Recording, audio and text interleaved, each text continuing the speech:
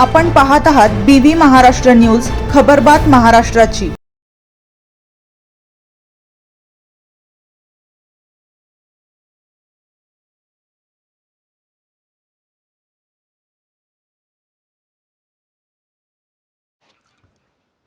सटाणा येथील रखडलेल्या रस्ता कामाविरोधात प्रेस क्लब आक्रमक। महाराष्ट्र दिनी रास्ता रोकोचा शासनाला इशारा।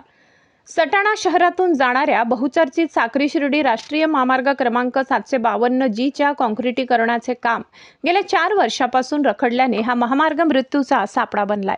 या रखडलेल्या कामाविरोधात सटाणा प्रेस क्लबने आक्रमक भूमिका घेतली असून येत्या 8 दिवसात कामाला प्रत्यक्ष सुरुवात झाली नाही तर येत्या 1 मे महाराष्ट्र दिनी बस स्थानकासमोर रास्ता रोको करून ठिय्या आंदोलन छेडण्याचा इशारा प्रेस क्लबने दिलाय। या संदर्भात शिक्षण मंत्री दादाजी भुसे यांना निवेदन देण्यात आले।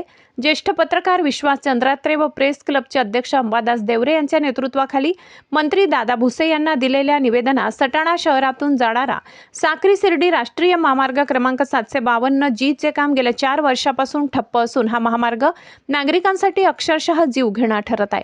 यशवंतनगर ते सटाणा बसस्थानकापर्यंत काँक्रिटीकरणाचे काम पूर्ण झाले असले तरी बसस्थानक ते जिजामाता उद्यान व कंधाने फाटा दरम्यानचे पुढील काम अद्याप अपूर्णच आहे। या अपूर्ण कामामुळे महामार्गावर मोठ्या प्रमाणात खड्डे पडले असून उखडलेल्या रस्त्यामुळे सर्वत्र धुळीचे साम्राज्य निर्माण झाले।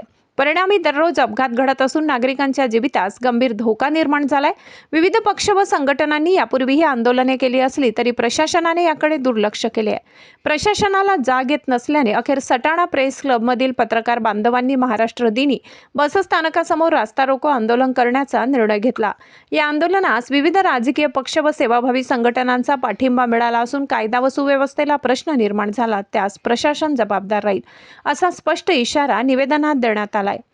यावेळी माजी आमदार संजय चव्हाण, दिनेश सोनवणे, संजय पवार, ज्येष्ठ पत्रकार सुनील येवला, प्रेस क्लबचे उपाध्यक्ष कैलास येवला, कोषाध्यक्ष देवेंद्र वाघ, चिटणीस शशिकांत कापडणीस, सुरेश बच्छाव, परिमल चंद्रात्रे, रोशन खैरनार, दीपक सूर्यवंशी, राकेश येवला, गणेश सोनवणे, गौरव बच्छाव आदी उपस्थित होते। BV न्यूज महाराष्ट्रासाठी संतोष जाधव।